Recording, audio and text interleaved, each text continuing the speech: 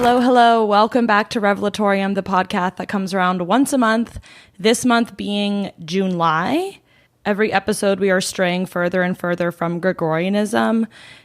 July spanning roughly June 13th to July 15th. That period of time did feel like its own month, and not all of the months in the Revelatorium calendar will just be a portmanteau of the two surrounding months. But this is the first month on the Revelatorium calendar, actually. And I was thinking about it before this episode, and I do actually think we should make a Revelatorium calendar. It'll take a year to load which dates this podcast comes out, and that's how I'm going to guide the next year's calendar. But honestly, it might take us that long to design it. So if you like designing, it would be amazing to get it done risograph printed, if you know how to design that.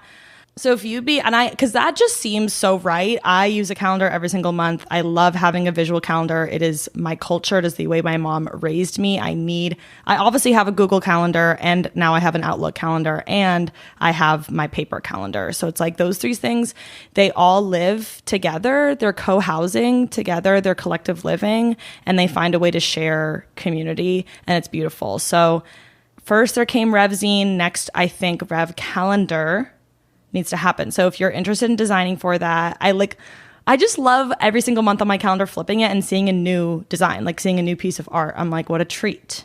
And I'm very picky with my calendars. I will go shopping at bookstores. Oftentimes they have calendars, and I will be very discerning.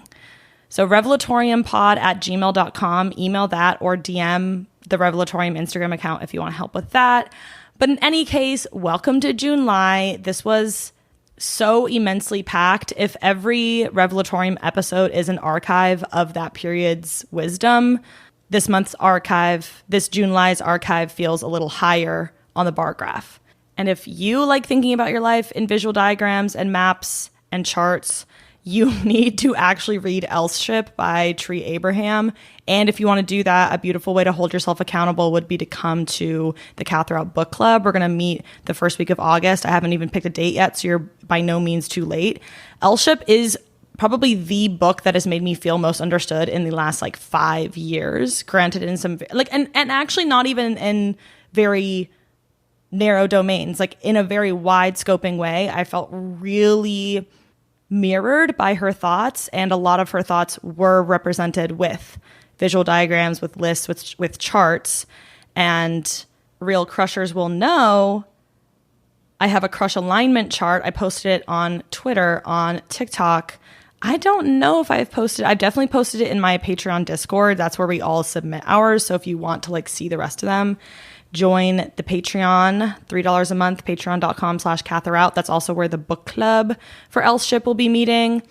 But I actually sent Tree Abraham the crush alignment chart via Instagram DM, and she was like, we speak the same language. And I was like, totally. And the foreword to that book is just pretty much exclusively about really having a fondness and an affinity for language and wanting to find the right words to express yourself, but feeling the shortcomings of one vocabulary, and always trying to, and she explores different terms, because the whole thing is about elseship, a relationship that doesn't have a term to it. The book is about an unrequited affair with her housemate. It is so just tantalizing, and I want to say sensational, but it's actually the opposite of sensational. It is so true and just defining, I feel. So I want to see all my real crushers pull up to that book club. We'll probably do a crush town hall on my Patreon sometime afterwards, which is one of my favorite things that I have put together. When you have a Patreon, it's very open form, but there is a prescriptive way you could sort of do it in terms of okay, have your Discord, have your live streams, have your bonus podcast or videos, but the ones that I enjoy the most sort of poke at that and you rediscover what could this be used for. And I really love using my Patreon to do Artist Way workshops, to do a book club, to do crush town halls. Instead of just me live streaming at you, I get to platform you and moderate a beautiful, wonderful forum. I don't have guests on my podcast, but that's the closest I get to feeling okay, I'm having people on, I'm featuring some inspiring minds of great romantic merit. Because sometimes your mind is romantic too. That's what they don't tell you. So yeah, I want to see all my crazy crushers. And I went to the Oregon Country Fair this past weekend. That was how I wrapped up July. What's really important about the month of July in the Revelatorium calendar is that you leave. It's a month of leaving. And yes, one of the questions I asked you all was, what are you leaving behind from July? I don't even mean when you exit the month, you will leave things in it. I mean, from that month, you are departing.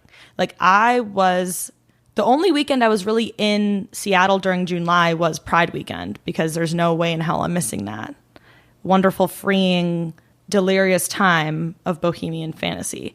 And the Oregon Country Fair, I think has similar intentions. It was really magical to see huge puppets in the Oregon woods. We're 30 minutes outside of Eugene, and to see all the costumes that people are wearing and all the circus acts and all the vaudeville talents, all of the, it was literally just a crazy freak convention. So I obviously had to be there. I had to scope it out for us all. And I was going to be the one to do it, because honestly, there are some hazards to going.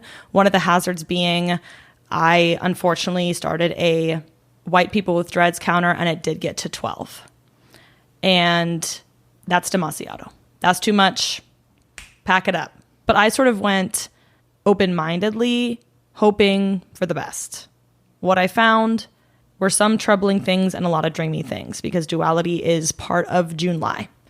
So yeah, at the Oregon Country Fair, one of the best parts is that all of the artisan vendors there, because you can buy rugs and mugs and vases and stained glass and leatherwork and bags and all this amazing stuff. Tie-dye. I got some amazing tie-dye. Get back to my tie-dye roots.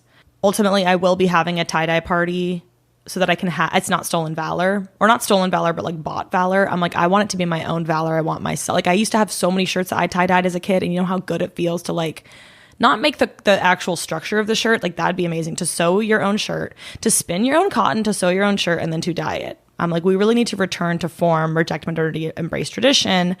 And isn't that such a predictable thing to say from someone coming from the Oregon Country Fair? But anyway, all the artisans have to go through they're juried, so they have to literally let the fair judge what they have, not for quality, but not for aesthetic merit, but for is it, in some ways of course, but mostly for standards of we want it to be handmade. We don't want it to be mass manufactured. We don't want it to be fast fashion. It needs to be handmade and not just something you imported, which I thought was really cool. And I asked, this is why I started talking about this. I asked the vendor I bought my amazing ceramic vase from, if he had any ideas of what he was going to do with the money.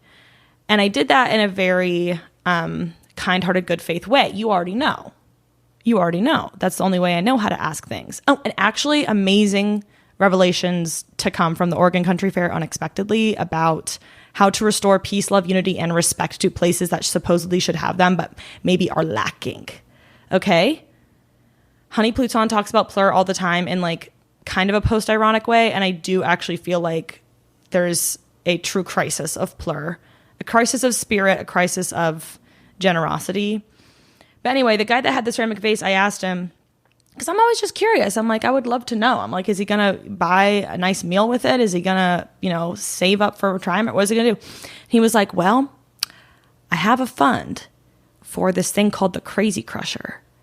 That's these two pieces of steel, and you put rocks and stones in between the two pieces of steel, things that you've collected from rivers or beaches or lakes or whatnot, the side of the road.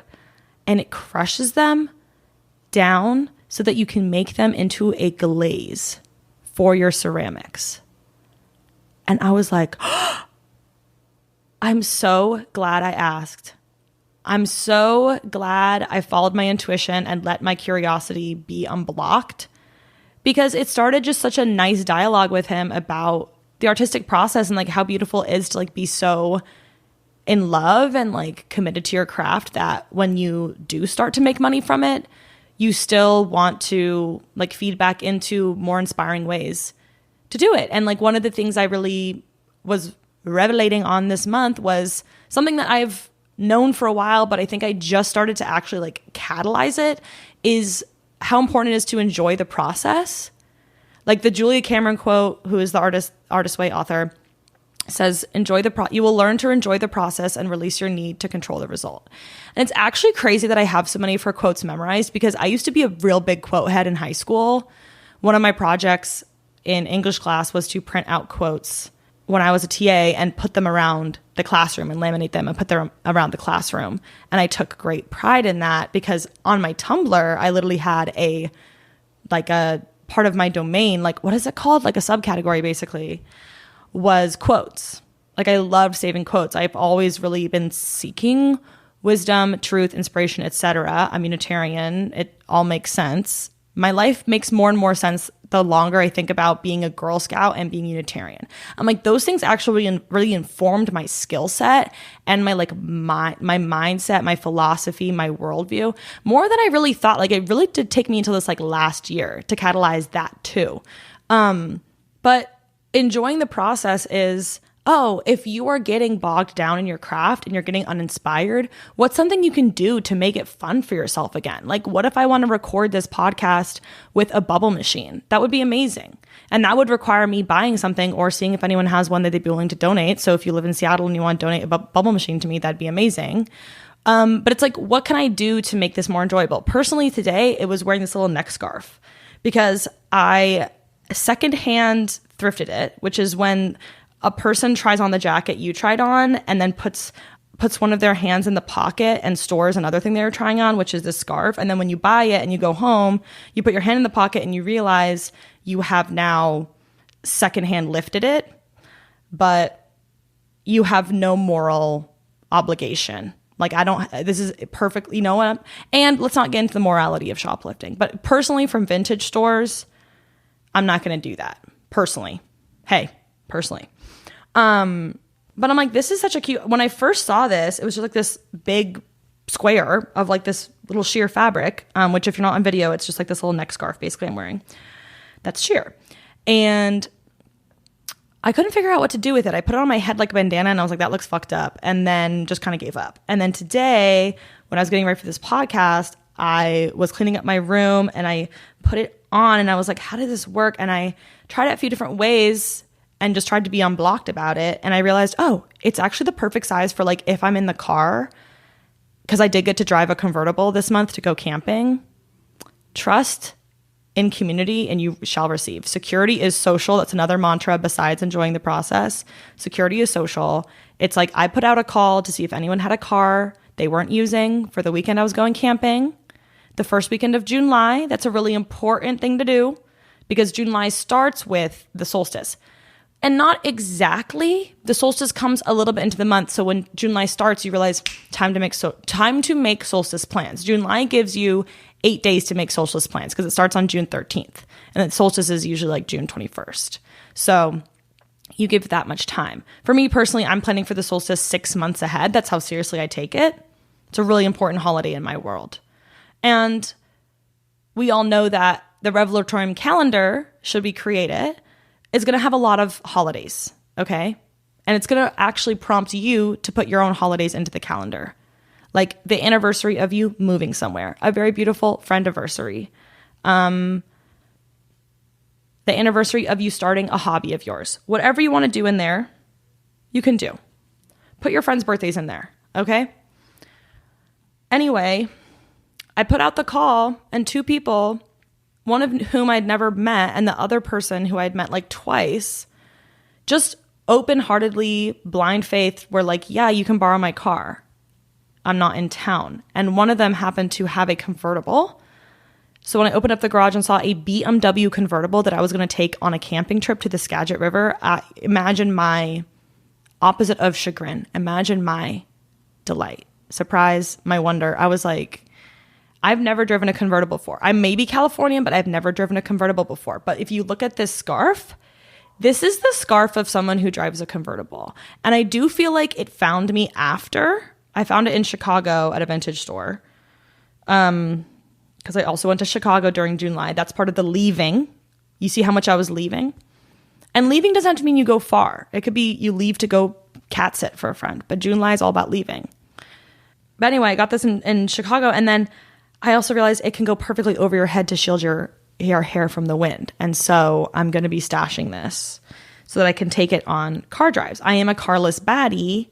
However, it's important to maintain accessories such as this for when you want to obviously drive with the windows down during summer.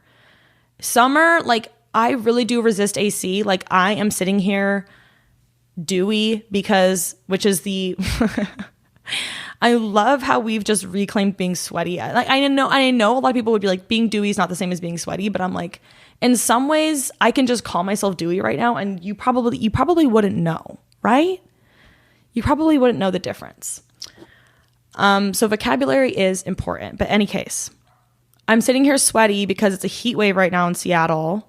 There's always a heat wave to end out July. And I have an AC unit in my closet, the kind that sits in your window, but I just worry. I just worry about it falling. Last time it was leaking, even though the building manager like installed it. I'm just like, I will literally be so stubborn. It's like, why do I own the thing if I'm not going to use it? Well, because it takes more energy.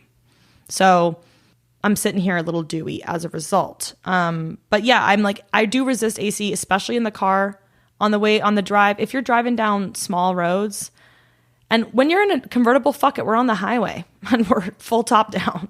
Like, no holds bar, we're going out. I'm outside, you know? So I don't want to have to ask someone to roll the windows up because my hair is getting messed up. So we can be a little vain and just have coping mechanisms for that vanity. How about that? And that also sort of gets into enjoying the process. It's like, if you want to enjoy this feeling of the wind on your arms, on your chest, like on your face in the car, and you want to enjoy your hair looking the way that you styled it that morning, if you put the work into it, then get yourself a little funky scarf and make it cute. Make it something desirable. Make it not something that you're ashamed to wear or like you don't look forward to. Like, enjoy the process. Like, make things enticing for yourself. Like, I feel like so much of my life has been about discipline and being hard on myself and not giving myself anything until I really like am dialed in. But I'm like, what if the process of me getting to that result, that outcome, that whatever is enjoyable in itself? And like, it's crazy to try to practice this in fields I never thought were possible before, like work. I'm like, there is a way to make work more enjoyable. If I'm going to have to put the hours in, let's make it a little more enjoyable. And for me, that means biking to work, listening to music. I was just cleaning up my apartment before I recorded this, and I was like, let me put on True Romance by Charli XCX because two of my beloved friends put me back onto that album. Because I started with Charli at How I'm Feeling Now. Obviously, I listened to Boom Clap. Obviously, I listened to Vroom Vroom. Obviously, I listened to Boys. Like, these songs, of course, cut through the noise. But How I'm Feeling Now was really when I got my wings and I became an angel. So my friends putting me back on a True Romance, that's July. That's the power of July. Okay. True Romance, Grins, listen to Grins. Okay. It's really timeless music. And I think it borrows from some of the legends and the greats that you may be familiar with. But it's like, yeah, let me put on True Romance and dance around my apartment and get it clean. Like, not the trend of like romanticizing your life, but yeah, it actually is that. Actually, no, it is that. It's like being romantic is not just about the way that you treat your lover. It's about the way that you approach your entire world. It's like, how can I add more care and delight and wonder and like merriment? You know, how can I make things a little bit more daffy? So when I get stuck, I think to myself, how can I enjoy the process a little bit more? Is it scent? Is it music? Is it company? Is it the environment? Do I need to get a crazy crusher? Oh, and by the way, the ending of that story was that I was like, you've got a crazy crusher right here. And he thought that was quite funny. I love it. And you know what? The Oregon Country Fair, one of the only like truly intergenerational festivals I went to. So for all of the appropriative and racist things that I saw, I also saw some beautiful like intergenerational, from children that are like 5 years old to like elderly people in their 80s that have been volunteering at the fair for like 30 years. The fair is so much about like reciprocity in a way, because it's all like really volunteer run. Because if you volunteer, then you get a ticket to basically go to the night portion of the fair because it ends at 7 p.m. and the night portion is where it actually is. Like people say like they put up with the daytime so that they can get the night. Like it's worth it for them. And enjoying the process has taken me some very rewarding places because when I was at the fair, one of the shows that we went to was the Rose City Circus. I love circus. I grew up in a family that had the fortune to go to Cirque du Soleil, and it irreparably changed me. I think it's beautiful. I never really found my place in musical theater or like plays, the opera. I was so fortunate to be able to be exposed to all of that growing up. However, it never really spoke to me. Circus though, I love how absurdist and like loony it is and like non-linear and just like ridiculous and like just how much of it just requires self-belief that you could put this like rod on your shoulder and then someone could climb up it 30 feet above and like do little spins and tricks on it. Like what? How would that even, like you have to be so unblocked. Like being in the circus, any type of artist is unblocked, but for some reason being in the circus, it's like you are your unblockedness is embodied. Like you are doing contortion, you are doing juggling, you are doing unicycling, you are doing all sorts of things, and you also have amazing stage presence and charisma. Let's talk about that. Anyway, we're at this set I'm quite excited for. My little group is so excited for, because unfortunately we had gone to a theater show the day before. That was pretty disappointing. But hey, it happens. At least we were eating some really good food during it. So we go to the circus show and we're sitting, it's all dirt. It's like this like grove, like imagine sitting in the middle of a grove of trees and there's a wood stage there. Like it felt like summer camp talent show, except the people on stage are like genuinely exceptional. It's not just like your cousin Kyle's, best friend. So, but the problem was we were sitting behind, and this is so Oregon, we were sitting behind this tree trunk. This tree that had like this big piece of trunk that was like really just sitting on the dirt. It was one of those trees that kind of starts, like it's kind of like a Allen wrench shaped, like it kind of grow. I can't even explain it. Anyway, beautiful tree. Love trees.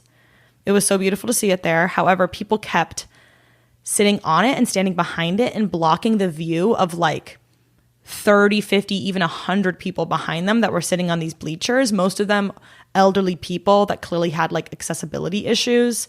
And one of the old women kept coming up to the group of people that were standing and tapping them on the shoulder and being like, can you please sit down? Can you please sit down? None of us can see. Like, can you please sit down? Like really snappy and really crabby, which is, I get it. We're all dusty. Maybe you're dehydrated. Maybe you're tweaking, whatever it is. Like, I get it. Maybe you're not eating enough. Maybe you're hot. It was really warm. However, can we find a way to respect each other despite those system issues? Can we find a morsel of dignity for each other, or dignity in each other, worth in each other that is worth it to treat each other well?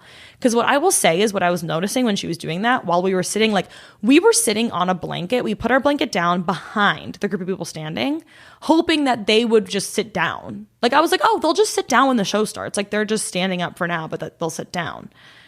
And then I realized, no, they're not sitting. And I too was getting upset because I was like, I want to be able to see this show. And that was the only place that we could find in that whole place because it was so packed. It was so busy. Like 15,000 people go to the Oregon Country Fair. Like it's massive, been going on since the 70s. So we are watching this woman unsuccessfully make many attempts to get these people to sit down. She probably went up to them 2 to 3 different times, same messaging every single time, very, very demanding and very accusatory. And it wasn't working for her. And she was growing increasingly frustrated. And so it was working less and less. And then we had the bright idea to just scoot our blanket forward to the front where those people were standing. So we're just like, excuse me, coming through. And then we'd say, do you want to sit with us? Because we had a big blanket and there was only 3 of us and we could squish, right? Because it was just dirt. And I was like, maybe these people just don't want to sit on the dirt, which like I kind of get. I didn't want to sit on the dirt. That's why we brought a blanket. These people might just be unprepared. They didn't know, right? So we're just basically inviting people to sit on the blanket with us. And at first people are kind of confused. They don't really understand. And we were just trying to basically tell them, okay, if you sit on this blanket with us, like the rest, can you sit on this blanket with us so the rest of the people can see? Like, we want you to sit here not because we're like interested in like smooching. Who knows? Maybe. But we're inviting you here because we want the rest of people to see so that we can all enjoy the process of this show. And to be quite honest, when those people were standing and blocking the view, those performers are not going to get audience reaction like you do when the full audience can see you and hear you. Like, as a performer, I do know you are doing it to seek attention. Obviously, you're on a stage. So it's like, ideally, the people in the audience can see and hear you. And if you're missing 100 people's and shocks and awe and claps and, you know, horror, whatever it is, like, that's going to make your performance worse. So I'm like, if we actually all, it's the same reasoning I had that other podcast episode when I was talking about those guys at the concert that I kindly asked to shut up. It's like, we're all going to have a better show if this person feels more supported by the audience. And it was such a breaking point in that moment of like tension and such a low lift thing to do. Just be a little generous. But so many people are so exclusive with the things that they possess and with they feel like, I prepared so I get this benefit. And I'm like, I prepared so that everyone could hopefully benefit from this and we'd all have a better time. It's like, if we have extra blanket to share, let's share it. I'm like, are we not at the Oregon Country Fair? Like, don't we all have... Here's the thing is, like, a lot of people are doing... I'm like, I am not... Okay. Here's where we need to... I am not a burner. I am not a hippie. I'm not a raver. I'm something else. I'm a Fleetwood Mac fan. They don't have a name for that, which is kind of beautiful because Fleetwood Mac heads are not like deadheads, which like the Oregon Country Fair is like a lot of deadheads. I'm like, I'm not a deadhead. I'm none of these things. I just appreciate freaky things. And so I overlap sometimes. I like a bike disco. I like a laser dome. You know what I'm saying? So I overlap. But what upsets me is I'm like, you cannot be a hippie and not want to share. So sorry. That's like literally a part of it. And I don't like the apoliticization. I'm like, for me, the reason I want to share that blanket is literally political. Like, I'm like, it's important. Like, it's very small, but I'm like, if you can't even share your blanket, how are you going to actually show the fuck up in a time of crisis for somebody else? If you can't even do something so low lift, you know what I'm saying? And I know I'm taking this to a new scope and a new scale, but it was just like really shocking to me. Some of the events of this July. I also went to the socialism conference in Chicago with some of the people that I organize with. And one of the sessions was on tenant organizing, because that's something I am working on in my building here, loosely, just trying to associate more with my fellow tenants and build a greater association here. The session on the tenants organizing was all about know your neighbors, talk to your neighbors, celebrate each other's birthdays, invite each other over for dinner, know the nosy person. They were like, know your building's drug dealer was their advice. Know your building's drug dealer, which is basically like, know the person that has all the secrets and tea and somehow talks to everybody and knows everything. And I do in my building, and I cannot tell you the measurable wealth it has brought me in a sense of knowledge and security and safety. Because of course, security is social. And if you believe that, you'll want to know your neighbors. So this session was all about that. And also at the socialism conference, when you checked in, they gave you a sticker that you could put on your name tag, which, by the way, yes, I attended the socialism conference, but I wouldn't say that's the best way to describe my political views. So anyway, when you checked in, you have a sticker you can put on your name tag that indicates you would be willing to talk and socialize with other people. And that's when I kind of lost it, because I was like, we are at the socialism conference and we're not willing to be social. We are at both of those words, a conference. The whole reason you go to a conference is to meet other people.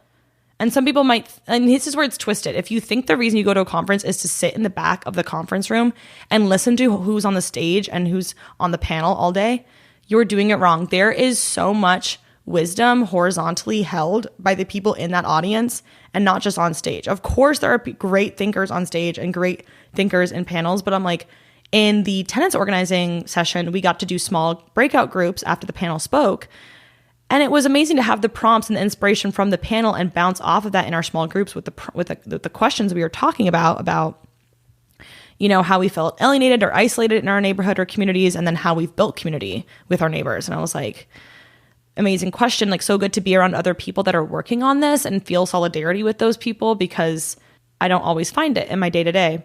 So I'm going there to meet like-minded people working on similar things so I can be inspired. I'm not just looking for one savior, one like mogul to tell me what to do. And there was a girl in our row that when the breakout groups happened, she didn't join one. Everyone in the room was in a breakout group and she was just sitting there silently. And then, which I just thought was incredulous, because I was just like, you just listened to an entire 25-minute panel on how important it is to talk to your neighbors, to know your neighbors, to door knock, to canvas, to do all this. And you don't even want to know your neighbors in your row. I'm like, this is such an easy thing to do. It's like we're all down. I was like, what? It was really, it was really concerning. And then somebody during the Q&A part had a fundraiser. She was doing it for 2 people in her community that were shot. And she was handing out the flyers. Everyone was taking them. And the girl was like, no, I'm good. And I was like, what are you doing at the social? Are we trying to help each other? I'm like, her politics were extremely dubious in that moment. I was like, are you an op? Like, what are you doing here? And I just feel like people's motivations, like, we need to be pro-social to save the world. Like, it is not all that will save the world. We need to have political formation, and we need to be organized, and we need to have strategy. But I was just like, we have really lost the plot in a major way. And it was beautiful at the Oregon Country Fair to have the people sitting next to me on the blanket at the end of that tell us that people were really coming at them with pitchforks, and that they were very thankful for our hospitality. Like, they literally multiple times thanked us for our hospitality. And it was like, that was not how they were treating the crabby lady that was coming up to them, It's like, if you treat people better, you will get better treatment. It is like literally so simple. But the older I get, I'm like, not everyone is adding that to their archive of wisdom. Some people are still moving disgracefully, honestly. And I already gave my concessions of like, it's hot and we're sweating, but I'm like, I was hot and sweating, too. And I still was like, there's a problem. Instead of attacking the problem and shaming the people for creating the problem, why don't you think one step ahead, create a solution? I'm like, that's how we actually get ahead. I'm like, huh?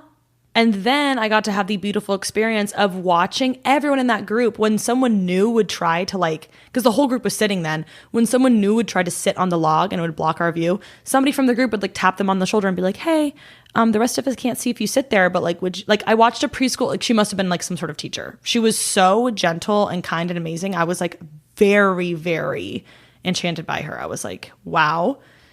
I love when I can watch the way someone moves. And even if they're not a teacher by profession, they are a teacher by trade, because they are teaching me. She was like, hey, there was a little kid and she was like, hey, if you sit there, the rest of us can't see. But if you come down here with me, then we can all be on the same level. And it was so welcoming. I was like, damn, that's an amazing proposal. I'm like, you kind of got to make people an enticing proposal. If you're trying to convince them to do something, you shouldn't make them feel like it's repulsive. And that's, my Girl Scout brain. And this is also to say, one of my July mantras has been, and I've been sharing this wide and proud, and I would appreciate it if my podcast listeners would do the same. And I know you can, because I know you're incredibly good at sharing, because so many of you tell me that you share this podcast with your friends, and it touches my heart, because I'm like, I think this would be mildly incoherent to just jump into, and yet people are doing it. So I'm like, oh, that restores my concept of merit in my own podcast. So amazing to get feedback. And again, as always, and if this is your first podcast, let me just say that the format of the show is really just sharing revelations, and at the end, I will read your responses on similar themes. So I ask you prompts and questions, and we get to see how much comes up in the reflection of the Revelatorium mirror. I asked you guys about modesty this month. I asked you guys about intuition. I asked you about losing things. And that is all foreshadowing what's in the episode. So it's every time you fill out the Rev survey, it's dual purpose. You get to reflect on your month. And then also you get a little foreshadowing of some of the themes of the upcoming episode. So yeah, one of my July mantras has been good ideas are spoken. This came through from the aforementioned camping trip via convertible because I really wanted Litha or the solstice or the first day of summer, whatever you have it in your head as, to be a time of like real, true freedom and like the most, like not even pure, but like holy sense. Like to be outside in nature and be immersed in nature while the seasons change is like so elegant to me. And I didn't want anyone to feel like there was one way to be in the campground or some way we need to act. I'm like, we have no walls. Like, do whatever you want as long as it's not harming the collective. Like, let's support each other, not just with tasks around the campground, but with like, if you have an idea, if you see a plate of graham crackers and chocolate scattered around and it looks like a bed of nachos to you and you want to encourage the group to all roast marshmallows mutually so we can all put 8 marshmallows on top and eat it like s'mores nachos, I implore you to please share that, because imagine if that camper had kept that in. We would be just that much less pleased. And then we had the idea to combine marshmallows with cherries, marshmallow with brownie bite. We had the idea to use logs as a footrest so that you don't burn your shoes on the fire ring. And I'd never seen that before. In all of my years of camping, I've watched so many boys burn their shoes on the fire ring. And this was the first time I was like, I love camping with women. If you want to go to the field at sunset, we should absolutely do that. And we should support you in that and make you feel like your good idea is a good idea, because it's literally a good idea. Like, you listen to all these things. These were all the good ideas we unblocked. Like lying down in the grass, blowing smoke into bubbles so that when you pop them, it looks like liquid nitrogen. Yeah. Great idea. Phenomenal idea. These were all very sort of low stakes, like didn't take a whole lot to execute, but they did take something. And I feel like a lot of times you'll keep those things to yourself. Like everyone's sitting around the fire ring, everyone's comfy. You're like, no one's going to want to get up and go to the field at sunset with me. But maybe there is one person, and maybe you all need to rally each other, and you all do want to go, but you don't have the energy to. But if together you can get yourselves up to do it. It's like maybe you want to do the s'mores nachos, but you don't think 7 other people are going to want to spend a marshmallow on that when they could just eat it themselves. So like it does require collective buy-in, and it also requires belief that your ideas are good. A lot of the issues I see creatively in July have been a crisis of belief or faith. It's like you just don't have the imagination to understand like you can do that, or it is possible, da da da da. So it was incredibly healing and like restorative to see all my friends really be in sync with their intuition like that, and to feel unblocked and free and unburdened, and to feel like they were going to be held and supported by the group.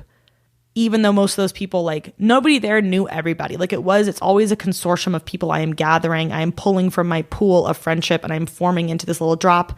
And then after the camping trip, the drop goes back into the pool. And maybe a similar drop will form later, but never the same. That is how my social life is operating. And one surprising July revelation was actually about Elf, the acclaimed early 2000s film. Put that in the top 4 of my letterbox that doesn't exist.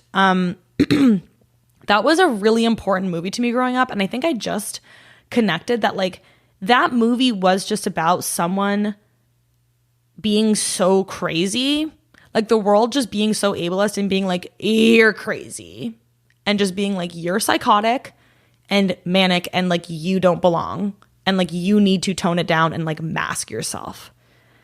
And I think it was really like, I think I glommed onto it to it so much because I was like, I love seeing someone be so big and so freakish. And he managed to there was a little bit of assimilation, but he ultimately did manage to like recover his sense of self. And then actually his love interest, Zooey Deschanel, as an elf. Well, actually, no, she wasn't an elf. She became an elf by the end of the movie. She was like, let me be unblocked too. And that's kind of what the Oregon Country Fair was about. It's like, you think you're a fairy, be a fairy. I'm like, I was a fairy kid. You know, like I loved fairies as a kid. My sister literally and I would read this fairy book together. And then in part of the book, they were talking about how the fairies had like little notes out in the woods and stuff. And so I would go out and there'd be this little notes, like these little tiny books with little fairy notes in them. And I would find them and be like, oh my God. And then later she revealed she was the one making those and hiding those. And I was like, that's literally so sweet and romantic and generous. Thank you, sister, for emboldening my belief and my faith and my spirit. Because I'm like, fairies are all about belief and faith. It's like you have to clap for them to exist. Like they literally require so much allegiance and like loyalty to prosper. And I just think fairies are amazing. And I think this neck scarf makes me feel a little bit more like a fairy. And I love fairies. And I've been seeing more fairy events pop up, fairy themed events. I'm like, I almost bought some interesting fairy like garments at the fair, but I was like, when am I going to wear these? And that's the thing is I'm like, should have just bought them and figured that out later. Honestly. And then, yeah, I think to close out my revelations, I've already hit this one a little bit, but security being social, something one of my comrades told me, and I really have been centering on that. And every time I tell someone it seems to really click for them. And I think I've had such a false understanding of security as like predominantly financial. And I think it's true that like when you're financially insecure, it's extremely daunting. And I think logging... Oh, shit. Okay, my TV almost just fell off the wall, but no worries. July is not about taking care of maintenance requests. Maybe that'll come in the forthcoming month that does not have a name yet because it has not been born.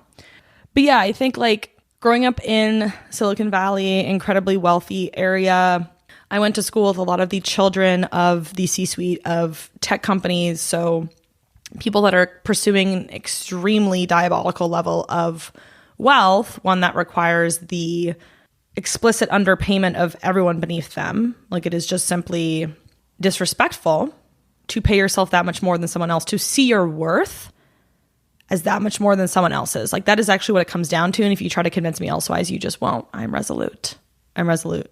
But from that, like I see a lot of people seeking security and like hoarding wealth, but they're lonely as hell. And I'm like, security is actually social.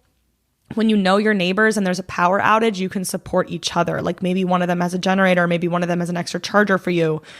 Maybe your toilet is broken because the maintenance people are fixing it and your neighbor lets you go to use their toilet. Like that is extremely helpful and you don't need money. You don't have to go pay to buy a coffee to coffee shop to use their bathroom. You just use your neighbors. It's like you can lend tools and resources and collectivize that. You don't have to depend on these systems that are costly. And you obviously can't do everything. Like healthcare requires a certain amount of buy-in from, institutions and whatnot, but maybe there are ways to sort of like, for me, it's like, I have a friend that's a doctor. So I actually have somebody who, when she was traveling with me and I almost broke my arm, she could advise me and she could make sure to dose my painkillers the right way. And it's like, if I have a question, I mean, like when I was in college, my roommate's mom was an ER doctor. So it's like when I would hurt my finger and I thought it was broken, we would call her and she would do the diagnostic and I wouldn't have to go to the ER, wouldn't have to rack up a bill. It's like, so in a way it is like, I've always had social, do we have social security in terms of the actual system, the institution of it? No, like we're probably going to run out of that, right? By the time that we can even use it. But security is social means like, let's actually take the root of that and like build social security ourselves. Like that's like literally, if we're not going to have social security, you better build social security. And that's what people aren't talking about. But it's like every day logging onto Instagram is just crowdfund graphics, or at least it is for me. And I recently crowdfunded for a dear friend. And I want to thank everyone here that donated, anyone here that shared it. We met our goal and it was really assuring to me that I could do that for someone else, that my social network could grant them more safety in their circumstances when they are being preyed upon and when they are feeling unsafe. Like I had, of course, donated and helped with other campaigns before, like GoFundMe or Venmo, whatever kind of mutual aid fund it was. But I'm like, this is my first time personally taking one on. And I felt a lot of pressure with it. And it was a really empathy building experience because I was like, now I'm understanding better what it takes to even put something like this out there. And it makes me want to donate more of my money. And it sucks that we are just all sharing money around with each other. when there's so much that is like locked away from us in the paws of CEOs who are literally not using it. But it's like, you need to be building, but we're just going to do it anyway until we get something better going. And even just on my trip to Chicago, like knowing that I was going to be uniting with like 15 of my comrades, like 15 people with like not the exact same politics as me, but people that are like politically aligned and like know that a better world is possible and are willing to like put the work in to make it happen. Like people that are organizers, people that are movers and shakers in the true sense of it. I was like, I don't care if I forget something in this packing process. Like, I don't have to be stressed about what I should prepare for this trip because I know my comrades got me. I'm like, somebody's going to have sunscreen if I run out. Somebody's going to have a scrunchie if I run out. Someone's going to have painkillers. Someone's going to have something. Like, I'm going to be supported. And these people are really interested in my well-being. And we should all be interested in each other's well-being. So to me, security is social is extremely comforting because I've always felt like my social life was a project I was very committed to building. However, July, it's been difficult when it's a season of leaving to stay and continue building friendships when you're leaving, but maybe in the leaving, you're building other friendships. So anyway, let's get into leaving. I finally have one. It had been a little bit of a leaving drought on this podcast, but I am leaving modesty. That is where this comes in. I am leaving modesty and dressing. I wrote down baddies are inspiring. And if you're watching the video version on YouTube, give it a like and leave me a comment.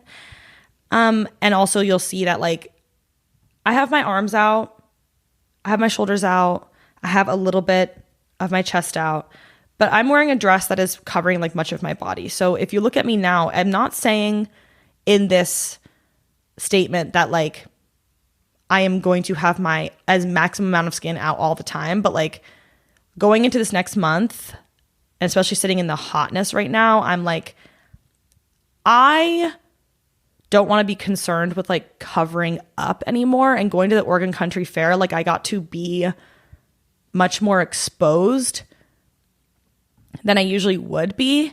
And I think the reason I wasn't like as free with the way I dressed before was in some ways a crisis of faith or belief that like I could pull it off. You know what I'm saying? I was just like, oh, that's not for me. I was preppy all throughout high school and college, which feels oppositional to being a baddie in my life. It's like really hard to be preppy and a baddie. And I'm not saying that being a baddie is about wearing like the most revealing clothing, but I think like being a baddie comes from within. Like when I see someone that's a baddie, they're incredibly sexy, not just because of what they're wearing, but the way that they move. Like they're very unabashed, they're very bold, and a lot of times that can be dressing very loudly with loud earrings or like having your ass out. Like personally, I love to see it. I'm like, I think it's amazing. I love seeing people's bodies. We've already talked about nudism on this show. I'm like, I love having my body out. I love having my skin out. Get your organs out.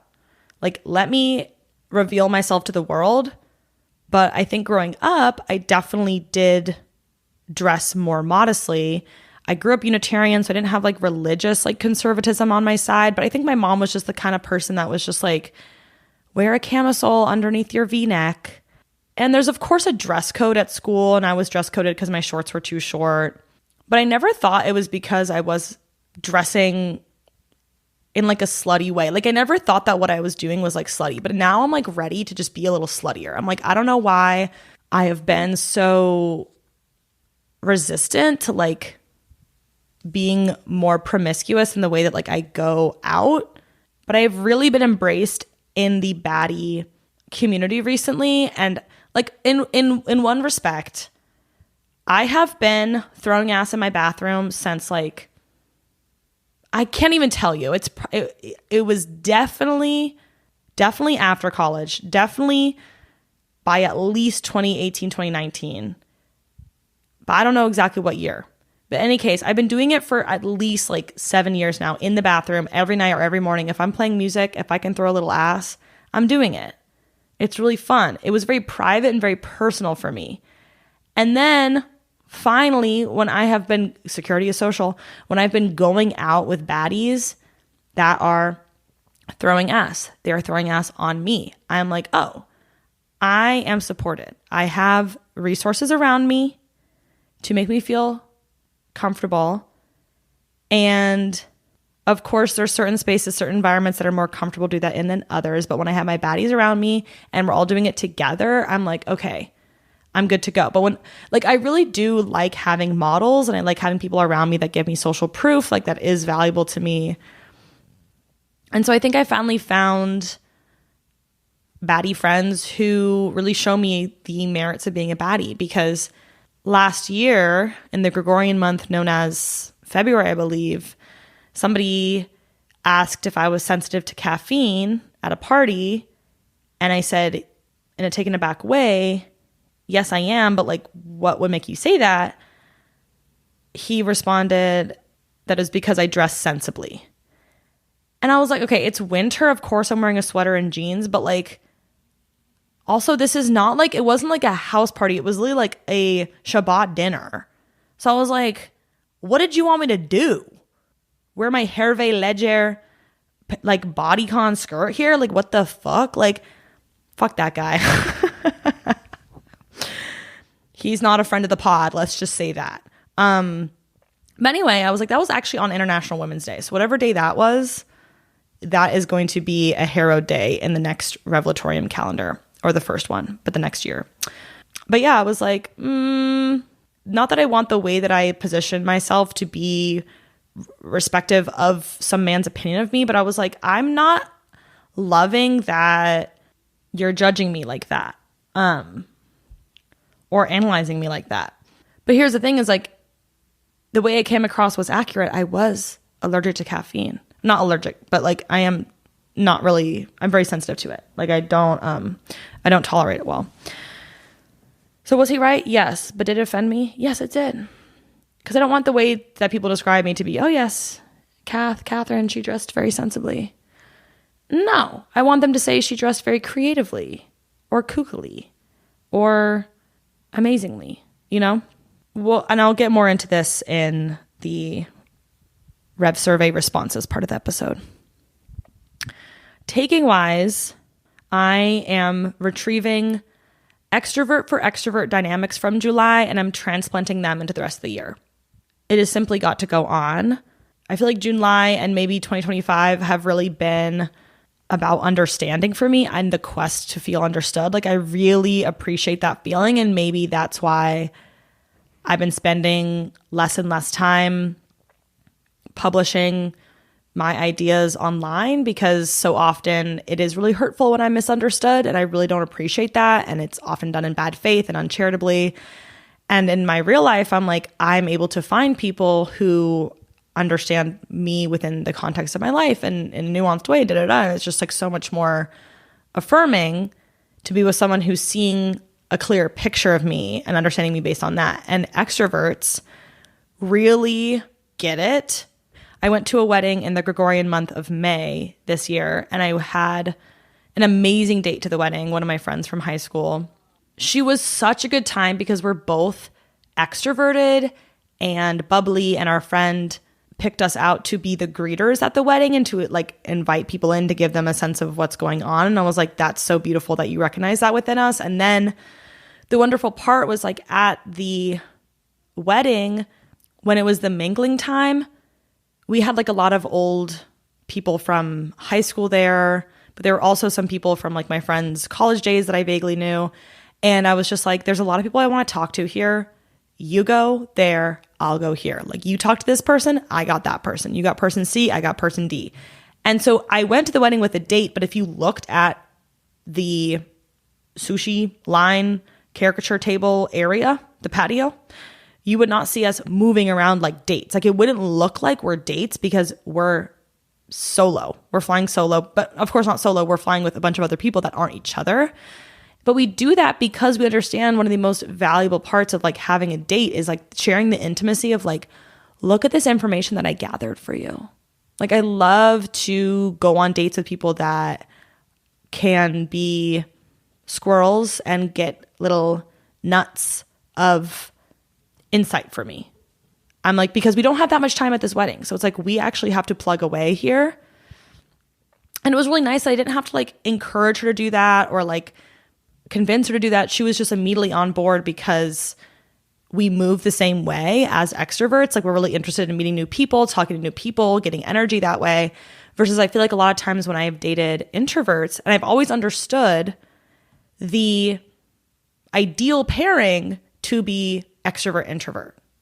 And that was propaganda passed down to me from the Myers-Briggs system that I had to take 3 times in college. And one of my professors was like a proclaimed expert and was basically just like, yeah, extrovert introvert is like the ideal pairing. So I always thought that was true. And when I looked around in my life, my parents are extrovert introvert. I'm like, she was extrovert introvert. A lot of couples in my life are extrovert introvert. Like, and then I would also see a lot of couples that were introvert introvert, but I wouldn't see a lot of people in love extrovertedly. I wasn't seeing that. I'm like, where are my examples? Help. I'm like, I need role models. And so if you guys have actual extrovert role models, I mean, I asked you guys a bit about this on Patreon on a vlog, bonus vlog. And you guys came through in the comment sections or some juicy comments on the Patreon. Yeah, I just felt like extrovert was forbidden fruit, and I'm chomping on a strawberry right now and it's juicy as hell. And I'm looking for other strawberries in the field. I'm also taking this amazing game that I debuted at gatherings in July that Mary Beth Barone introduced to me. I'm also taking the Ride podcast. They are doing for some reason, video episodes do get me. And I started listening to Ride from this current season, and I just love their dynamic. I love how positive they are and how the podcast is not about complaining and being mean-spirited. It's a very life-affirming, delightful display of intimacy and togetherness and adoration. It's really something. Mary Beth Barone on that podcast, in a quick clip on Instagram, was like, I like to make people play this game where you all text a photo of someone you've kissed to one person, and then that person scrambles them, picks up an image, and then the group goes around one by one, looks at the phone, and then you go 3, 2, 1, and you all point to the person you think kissed that person. We played this in Chicago because it was so perfect, because it was a gathering of people that like we have only known each other for the past few years. So like everyone that we've kissed up until that point, like most of us would not know unless it's like your current partner or something. But the idea was like pick someone from high school, pick someone from like college, like pick someone, but like find like, you could do a photo of them from back then, or you could do a current photo depending on your strategy. But it was like really eclectic and fun and like so thought-provoking, and also like so awareness building of like the type of people think you can pull. And it kind of helped. Like, it's one of those games, kind of like Fishbowl in my mind, that doesn't tear you apart. I think so many board games and so many games seek to like be divisive and make you competitive and play against each other. But this was a game where it was like a little bit of like poking and kind of like prodding, because it's you're identifying, you're clocking people. It's a game of how well can you clock. But it's also like, a little confidence building in that it's like, I need to have self-belief that like I can pull if these are the situations and these people think that I'm kissing. I'm like, this is not, I cannot believe you guys see me this way. And maybe that was one of the only times I've ever felt misunderstood in like a good way, where I'm like, this is very flattering. I'm also asking people, how do I reach you? Instead of what's your number or what's your Instagram, it's like, let me ask you, how do I reach you? What's the best way that you would like to consent to being communicated with? I thought that was just so suave and swaggy. And I was like, in my quest to get my swag up, let me take a note from that book and make it a bookmark in this chapter. I'm also taking being a sunglasses donor. We have discussed before that I'm a loser. I lose things. I used to have an air tag on my water bottle until I lost that multiple times. And so I just decided I cannot have nice water bottles anymore. And even the not nice ones, I drop and I break, and then I get sad because I put amazing stickers on them. So, but then I just use them as flower vases, which kind of gets into the way that you guys were responding to this prompt, because I did ask you guys about what the last thing you lost was and how you like recover from those losses, because I did lose a pair of sunglasses I just bought at the beginning of July. So within July, I bought and lost a pair of sunglasses. Like the lifespan is not long. And it's really unfortunate because those weren't cheap gas station glasses. Because I like to get ones that are like, you know, they were actually they were motorcycle glasses. So they were perfect for biking because they had like pads to kind of shield your eyes from the wind. And they were very functional and sexy and cool. And they made me feel like a baddie, most importantly. And I did lose them at the fair when I was trying on a bandana. I took my bucket hat with my sunglasses off to put the bandana on my head. And then I put the bucket hat back on, and I must have just flung the sunglasses accidentally and didn't know. And by the time I got back 10 minutes later, they were gone. And I was quite dismayed by that because, first of all, sunglasses are very important because I already have enough eye floaties as it is, and my eyes are very sensitive, and I want to protect them. And because they were a really fun element of my outfit. They just helped me enjoy the process of the festival, of the fair more. And it just really bummed me out. I didn't want it to like take my spirit too far down because I'm like, I'm literally on vacation having an amazing time. Like there's no reason for this to like take me out of my element. I have an extra pair of sunglasses where we're staying so I can refresh tomorrow. I'll just be at this fair for a few hours without my sunglasses and I'll be without them. But like I can pay to replace them if I want. But a part of me is like, you're just going to lose those again. So it's like, do I just buy sunglasses now knowing that like their lifespan could be 1 to 3 months? Like I lose a pair of sunglasses basically every vacation that I go on. It's like at least 1 out of 2 vacations. I lose a pair of sunglasses like at least every quarter. Like it's such a common thing. Water bottle, sunglasses, some of my most common loser things. But then at the fair, I was actually like, you know what? I can look at myself like a loser, or reframe, I'm a sunglasses donor, because somebody picked those sunglasses up and it probably made their day. You know, they were like, oh my God, maybe they really need a pair of sunglasses. Maybe they really liked them. Obviously, if they kept them, they must have liked them, because I don't keep things that I find on the street if I don't like them. So I was like, you know what? I just donated a pair of sunglasses. When my water bottle gets lost and stolen, I gave it to somebody that needed it more. And I've always felt like that, where it's like, hopefully, when I lose a pair of sunglasses to the ocean, no one's getting those. They're just littering. And so now I don't let myself go into the ocean with sunglasses. But it feels like no matter how much wisdom I gain on like losing things, I still can't correct the behavior. Like I just am stuck this way. But now I'm just like, if I'm going to be stuck this way, let me just try to view it as like, I just did something good. I gave people sunglasses. It was an impromptu, donation situation. And I get to be a donor. I'm a really good sunglasses donor. I'm a really good water bottle donor. And once you donate blood, you got to pump some more. They give you a cookie, it's a reward. So ultimately, I do think I'll probably buy another pair of those sunglasses again and just understand that like they're very impermanent. And I gained a lot from your guys' interpretations of losing things. So I'm looking forward to reading those. I'm also taking Jorts Fund. I'm not actually taking the function of Jorts Fund, but I'm taking the outlook of Jorts Fund. And Jorts Fund was the second day at the fair. I took my shorts off and put them in the bag and realized that I didn't have any pockets to put my money. And it's cash-based fare because they don't have enough service to run swipe things. So we put the shorts in my friend's backpack and put the cash in the pocket of the jorts. And then every time I went to a new artisan vendor and I was buying stained glass or a bandana or the vase, I would say, Jorts Fund. And then they'd be like, Jorts Fund. And then I would get the jorts out and I'd be like, to the vendor, I'd be like, from the Jorts Fund, I give you $40. And they'd be like, and to the Jorts Fund back, I give you 10.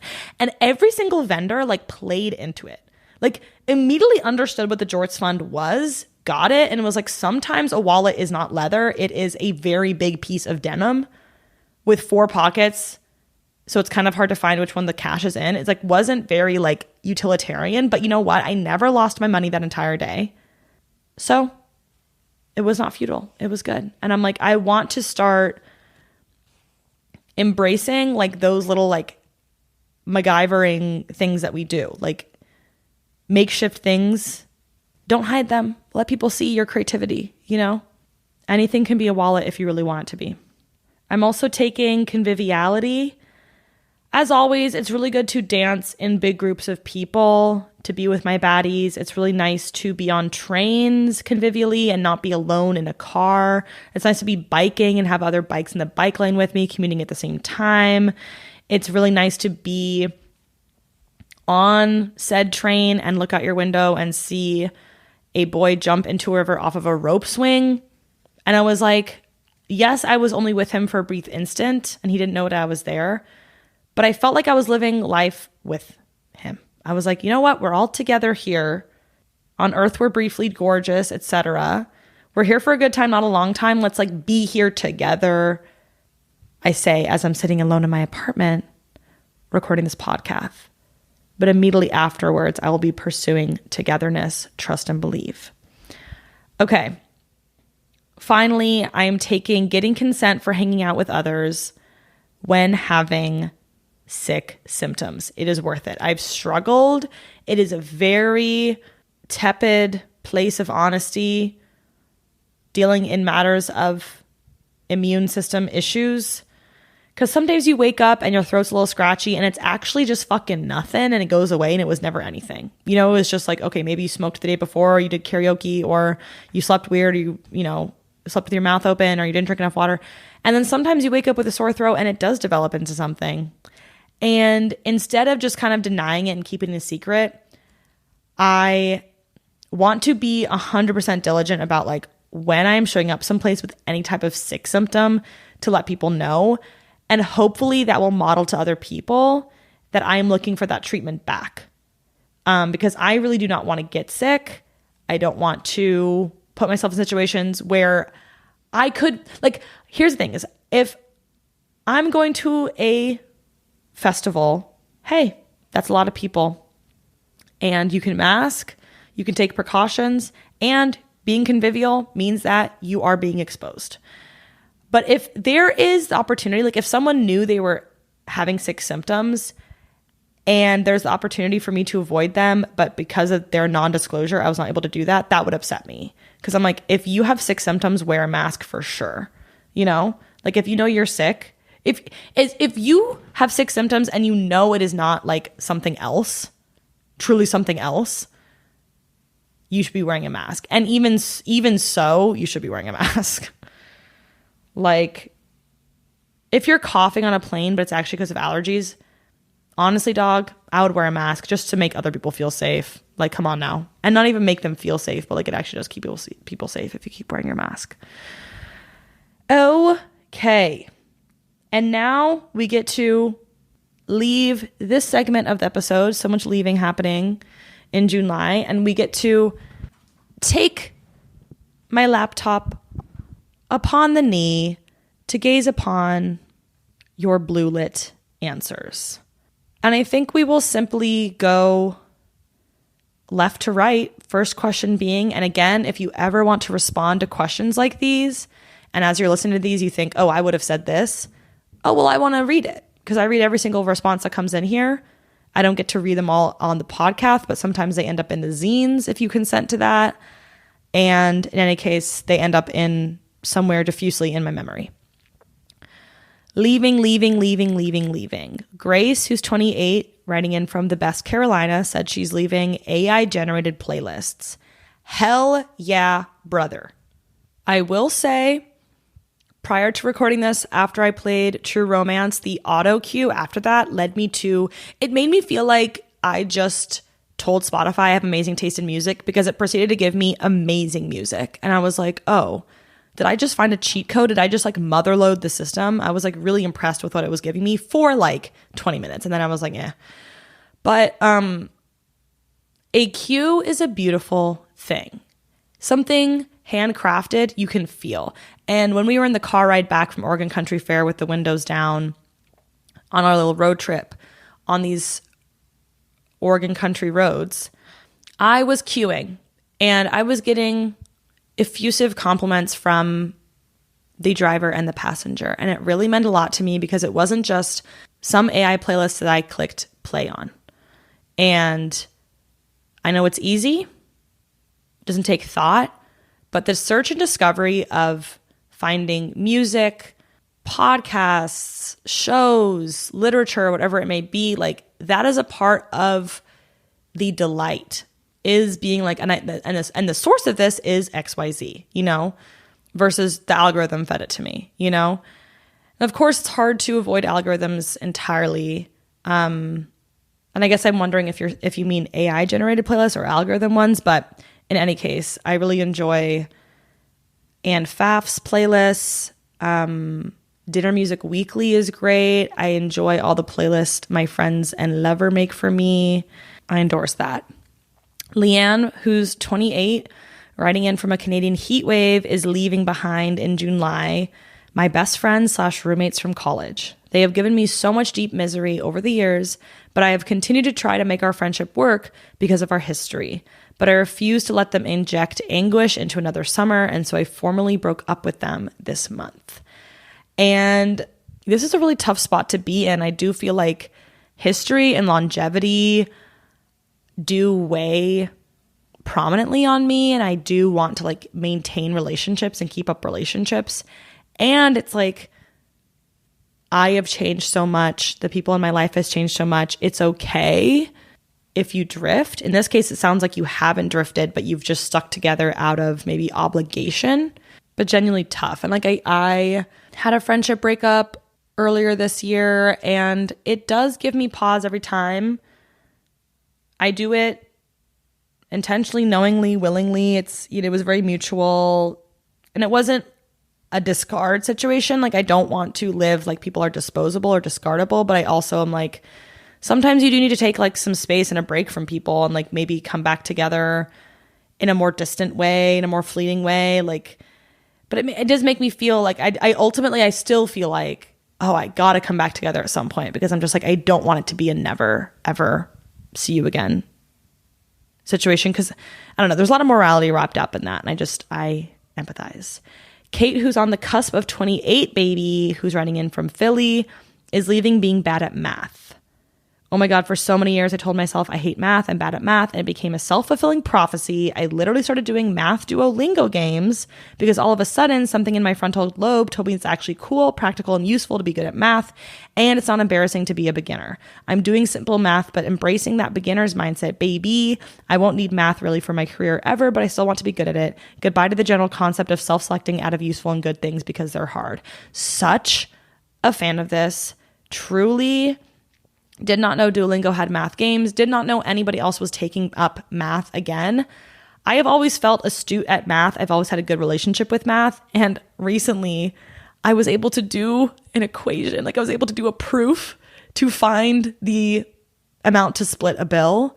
I got to do like 3 parentheses, x plus 18 plus x equals 411. And then I got to do all of the like parentheticals, like multiplying it out and like consolidating things and subtracting and dividing. And I was like, this is so rewarding to use my brain for this and not just like ask and like to actually problem solve that. Like it is so nice for your brain to click through like that. Bree, who's 26, under her desk at work, is leaving being critical of my partner when my own life is feeling off. Usually I just need to watercolor somewhere in a park by myself and things feel better. Totally. It is so valuable in any relationship with anyone to know how you self-regulate the best and how you can restore yourself. And sometimes we go to other people to help us with that, and we need to process things verbally.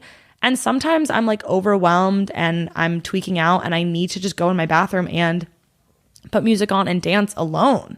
And I don't want to be convivial.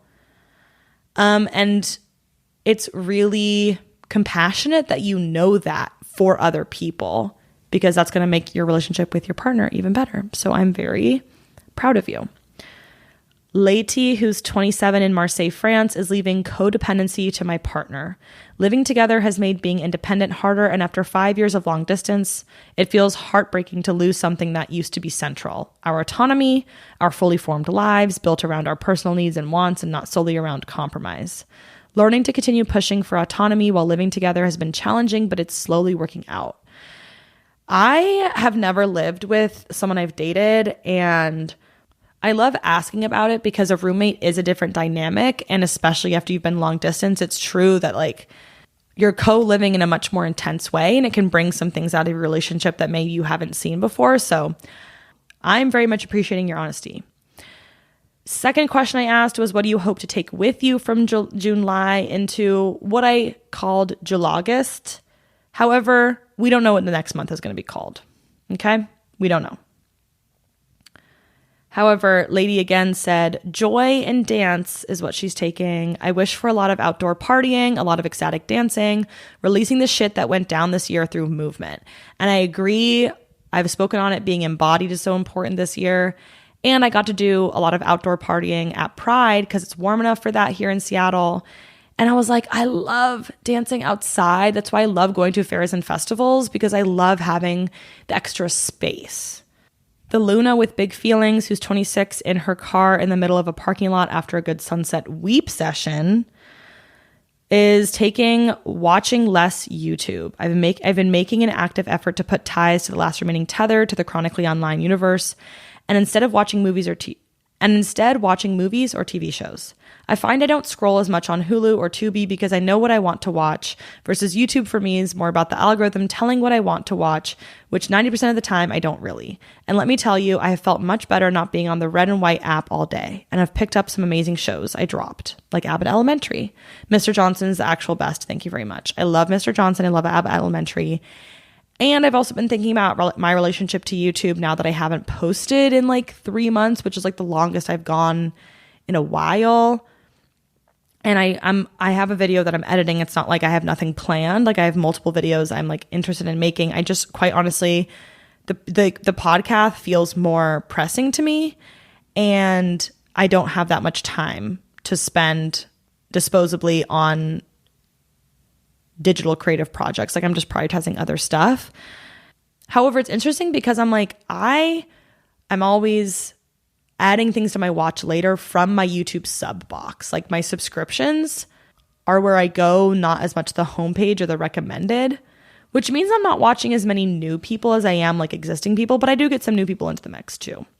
I feel like TV shows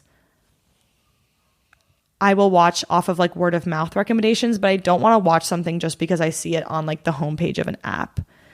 And I also find that YouTube is nice because it's discreet. Like if I watch the new podcast episode from someone, I don't have a bunch more to binge usually, versus like a TV show. It's like usually you can just watch the first episode and then just like clear through them all, which is what I did with Overcompensating. Obsessed with that show. Bree, who's 26, said, a deep abounding love of sea slugs. It's tide pooling season where I live, and I'm feeling so much love for marine invertebrates. I have had an adverse relationship to slugs my entire life, and over the camping trip over the solstice, we called it Slug Fest because there were so many slugs. There were slugs on our shoes, slugs on the tent zipper, slugs in the grass next to us when we were laying down. And I just don't like them, but it felt like the universe telling me like it's time to warm up a little bit. And so I think sea slugs, that could be cute. Like maybe I could like those more than the land ones. Okay, I love this one from Kate, who said she is taking I Spy. In June, I started making a monthly I Spy list of things that I hope to see out in the wild that embody the season. For example, a blue jay, bubbles, lightning, the colors pink and orange together, a mermaid, a sun wearing sunglasses. I found about half of the things on my list, but it is so fun to spy my things out and about, and feels like I have a ton of extra good luck charms to hunt for. I love seeking motifs. I love this idea, like to enjoy the process of being out and about more. Like that is what you're doing. So I might take that too. I might take that from you into my next month. Violet, who's 18 in Lake Michigan, is taking not holding my money close to my chest. It's time to acknowledge the financial risk that mutual aid requires and choose it anyway. And that is what I was speaking about before. It's like security is social. It's like sometimes I'm like, oh, I don't want to part with this $50 because like it feels like I'm going to need it. But I'm like, you know what?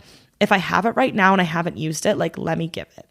If I haven't already scrolled it away for something, let me give it. Leanne is taking cheeseburgers for breakfast. This was my hyperfixation meal in June and it hasn't gotten old yet. And that sounds amazing. Jory, who's 31 in Toronto, with the body temperature and vibe of a sauna, very warm and sometimes drippy. Same. So I'm reading your revelations in the state you wrote them in. And she is taking Diving deeper into community organizing. I'm in a Palestine solidarity group with my neighbors in Toronto, and we just started taking a class on socialism created by a New York organization called the People's Forum. Activities like co-learning, fundraising, postering, working with Indigenous groups, making a zine. Once combined, all these individual actions make a huge impact. And I just wanted to co-sign the fuck out of this one because it's very similar to a lot of what I'm working on, and it's incredibly challenging to make time for it when there's so much else pulling at you, but it's also just so deeply important to like have a political ethic and be principled and like show up and learn and study and struggle. Tuna Belly, who's 29, writing in from the Philippines, says she's taking smiling back at strangers, especially elders, thinking only favorable thoughts about myself. And that's why I had to flip being a loser to being a donor, to think more favorably. Elena, who is 26 in Chicago, just moved from Madison 2 weeks ago. Oh my God. Very excited for you. She's taking physical media, Blu-rays, CDs, exploring and infusing love into my new city, searching constantly for beautiful platonic connection, and being terrified and doing it anyway. And all of this I had to underline. It was all relevant. And yeah, in a time where a lot of digital projects are being usurped, are being taken off, there's attrition, we don't have ultimate certainty over what these streaming apps will leave up, it can be really nice to have the physical copy. Chelsea, who's 35, on my mountain's top, is taking, after a few years of absence, I finally have dental insurance again. Now that I've had a deep cleaning and purchased my retainer, I strive to be my dentist's star pupil. And I can say that every time I go to the dentist, they thank me for making their jobs easier, and that feels so good. I'm like, I would love to make everyone's jobs easier. I would really like to make people's jobs less hard because I would like it if someone did that to me. S, who's 29 in the Chicago suburbs, is trying to be better about wearing sunscreen daily. Finally found a Korean sunscreen that I actually like, and it's helped.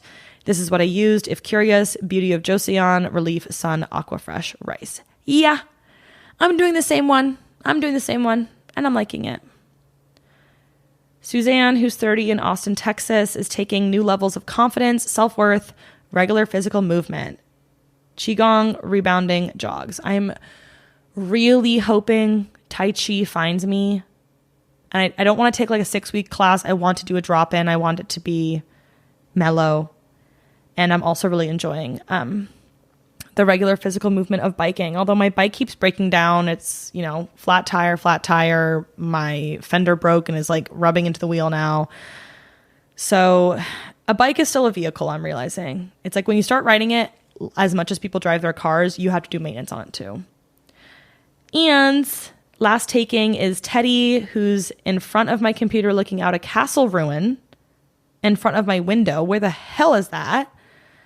They're 26 and they said, asking my beloved Butch for help and trying to remember that it's fine to be a burden sometimes, and organizing a local pride march, which I designed the flyers for. I'm very, very proud of that. Butch, saviors forever. Okay. Then I had to get into your guys' relationship to modesty because I was just curious. I'm like, how do y'all think about that? What is your relationship to it? And how has it changed over time? Do you feel like you dress modestly? And Hannah, who's 27 in New Hampshire, said, the struggle of loving my body, but also loving to dress like Adam Sandler. I dress modestly purely because I hate when clothes restrict my movement because I'm afraid of a nip slip. And this was not the first time Adam Sandler came up in these responses. Like literally like 3 or 4 of them mentioned Adam Sandler. I was like, okay, I do feel like the right people are finding this podcast. But yeah, I don't think it's like I am trying to become a baddie and just like wear nothing all the time. But I do think it's like in cases where it's warranted, I want to do it. But also it's like you can make it warranted more often. It's kind of also part of it. Okay. Teddy from the castle says, I never had a relationship with modesty, especially religious modesty. I tend to dress very masculine, but I'm not opposed to a crop top / showing side boob / cut off shorts as long as they are comfortable. Only tangentially related, my mom and one of her friends always say that someone is walking around open-hearted when they show a lot of cleavage. Not in a slut-shamey way. My mom's friend says it a lot about herself too. And I'm obsessed with it. It does sound better in German. Offenherzig Unterwegs sein. But I think that's gorgeous too. I'm like, again, it's a reframe. Again, it's being more favorable towards yourself. It's like, do we need to slut shame each other? Can we not be happy that we're all open-hearted?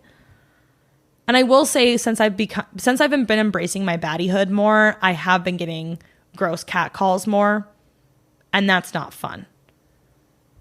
I also got called a dumb bitch on the street the other day, so I'm getting womaned left and right. I also got dress coded at work last week, so there's consequences, but I'm like, that isn't meaning that I should stop doing it at this point. Suzanne again said, somewhat for me, she said somewhat for me, like somewhat, she feels like she dresses modestly. I don't show much cleavage, don't have much to show either, ha. I wear short shorts, bum covered, but shows all the legs. I often wear crop tops with high-waisted shorts and show a bit of stomach. I used to oscillate between dressing to feel good in being seen by men to baggy neutral colored clothes to hide and feel comfy. I'm very tall, so when I dress up, it feels like double the attention. Now I dress well to feel good for me and my quality as a person, and any external attention is a bonus. I feel more safe in being seen too, even if it's by people I don't vibe with. Who am I to blame someone for looking? Whereas before I only wanted to be perceived by a select group of people, hot men. Doing the inner work has changed my relationship with wholeness and external validation. Hooray for father wound healing. Yeah, I feel like the ways I'm being a baddie are not actually very pleasing. Like, if you watch the Lorde music video for Man of the Year, she was wearing duct tape over her chest, like a tiny strip of duct tape, and then jeans. And she was looking like a baddie there. And for a pride party, I dressed up as Lorde and did that. And it was like my whole back was out, my stomach was out, my chest was out. It was just one strip of, like, it was very revealing, but it didn't feel like something that was, I wasn't doing it. I was doing it to please queer people, which just feels entirely different. And because it just felt like really thematically relevant to me at that point. And that's what being a baddie is about, is following your intuition, being unblocked, wearing what you want, having the excuse. Like, that party was an excuse to, like, wet hot American summer, like, get your body out, whatever that means to you. Homo Milk, who's writing in from Canada and is 28, said, I feel like I do dress modestly, at least by 2025 standards. Growing up, I was the fat, ugly kid when baggy cargo shorts were massively trendy and was a part of me and is still there mentally. It's also hard to find shirts that fit both my height, but without being baggy. I've been trying harder lately to dress with things that fit better. When I buy something new, I feel like it is so slutty just because it isn't baggy, but in reality, it's vanilla AF, LOL. And that's beautiful. Chelsea said, depends on the day and what I'm doing. And I just love the range of responses on this. I'm like, I didn't think this question was going to be that thought-provoking, and yet this was my favorite one to read the answers to this time. Depends on the day and what I am doing. I feel just as comfortable being in a thong bikini as I do in loose-fitting jeans and an oversized sweater. I don't like the concept of modesty and think it is far too wrapped up in misogyny. I am a cis AFAB woman and don't think it's ever been possible to express myself and be comfortable and please everyone at the same time. And isn't that the damn ass truth? Elena says, yes, I do tend to dress modestly. I feel like I've never been a hot girl. I identify more with cute, pretty, beautiful, gorgeous. JK unless. So I feel odd displaying my body sometimes with the connotation that more skin is perceived in a certain way. Even though I'd say I'm a very confident person and generally feel neutral / good about my body. Also, part of my personal style involves lots of layers / intrigue in clothing and accessories, and more clothes naturally equals more modesty. That said, I do love to tastefully and fashionably show off the midriff on an occasional night out. Totally. And I also get what you're saying about the layers thing. It's like, I also love to layer. And sometimes I feel like a baddie, when I'm feeling like a baddie, it's more about the fit of the clothes maybe than like exactly what the garment is. Tuna Belly said, I think all my life I have dressed modestly, but that didn't always mean that I feel confident with what I wore. What changed now is that I am more confident in wearing clothing I only wanted to wear before, like the outfits I only pinned on my Pinterest board. Confidence does help. It brings out the best in you. Yes, like being a baddie is like wearing what you want and not being concerned about what you can pull off. Like, why would you be the judge of that? John, who's 24 in the Bay Area, said, yes, I dress modestly. I find myself wanting to be relatively unknown and draw very little attention to myself. I used to be very uncomfortable whenever I realized that people were paying attention to me, but as I grow older, I'm getting more and more used to people listening or looking at me. And I think for me, it's like I'm very comfortable with people paying attention to me, but I will also say, like, when I am walking to a night out and I am fully baddied out, it is a different type of attention. Jory said, I used to think that specific clothing, i.e. low-cut tops, would attract partners. But now I believe that as long as I feel confident in my skin, the sexy people will come to me no matter what I'm wearing. Vibe is everything. Yes. Swag, sexiness, that's an ethic. It's the way you move. It's the way you hold yourself. Being a baddie is about like you wearing something that makes you feel bad as hell, right? So you get to decide what that is. Modesty was one way I could attempt to like get at this question without, I could have just asked you guys, do you feel like a baddie? Maybe, do you want to respond to that in the YouTube comments? Do you feel like a baddie? Because I never really felt like a baddie until now. I never let myself identify with that. And I'm like, no, I am a baddie and you can pursue that. I love this one from Grace. She said, yes, I feel like I've never had more than one going out top. And I genuinely feel like this was the way I was living until like right now. Like I just started shopping for going out tops. And I was like, obviously, I was partying in college. I was going out post-college. But I just didn't feel like I was going out enough to warrant having like a lot of my wardrobe be things that were really appropriate. Like not even appropriate or like festive for that occasion. I like to be festive. And being a baddie is being festive for me. Leanne said, I do dress modestly. It is definitely not for religious reasons and barely even for body image reasons, but mostly just a distaste for being perceived. I don't need or want strangers on the subway to see my upper thigh in the same way that I don't want them to know my birth date or my mom's name. That is personal LMAO, you know? And this was really interesting for me to read because I was like, I love when my leggies are out. Like I love when my legs are out. I love wearing shorts because pants, since my legs are so long, just often don't fit exactly right. And I feel like shorts fit me better than pants fit me. And yeah, I guess my relationship to my body is, I'm kind of like, maybe this will allow everyone to enjoy the process more if they can see my legs. Like maybe, I don't know. I'm like, I love going to a nude spa, a nude beach. So I encourage people to get their skin out. And I guess like when I go to a nude beach, it doesn't feel that personal. It doesn't feel like really like, it seems intimate at first and then it actually, that sheds away very quickly and it just becomes the new normal, you know? We have one person that's reclaiming the phrase modest is hottest and another person that says it's nice to have moved from modest to hottest to feeling the holiness of bare skin. So this really covers the gamut, but I would say most of the people responding do feel like you're on the more modest end of the spectrum. And of course, like in the winter, I'm feeling modest, you know, but this was my proxy for asking about being a baddie. So I would be curious to see if I mapped this against how many of you feel like a baddie, where it would track. The Luna with big feelings says, maybe I do dress modestly. Growing up a girl in a very Christian home, I had to dress modestly. I'm talking no pants, no sleeveless shirts, no cleavage, no earrings, nothing. I could only wear skirts to my ankles and wasn't allowed to cut my hair as a child. Yeah, the Duggars were my father's wet dream, truly. And it was always framed around not being a stumbling block for men to sin, so I needed to cover up. Since leaving the church and living my best gay life, I'm finding that maybe I'm again lightly forced into modesty because I do not desire the attention of men. I think my style trends more masculine as I feel more comfortable expressing myself that way, and maybe it's a direct rejection of the hyper-feminine way I grew up. But I do often fantasize about dressing more femme or in things that show a bit more skin. I just don't want to deal with the hassle of being catcalled or perceived by men, and I almost never am when I'm in my usual attire, straight out of the men's section of the thrift store. Yeah, I feel like even when I dress more masculinely, like I love wearing like a button-down shirt that's like barely buttoned up. So like my chest is really exposed, but like I really don't have cleavage. So it's just like, You know, I love a little button low down, you know, or like if I'm wearing like a sheer button down, like not wearing anything underneath it.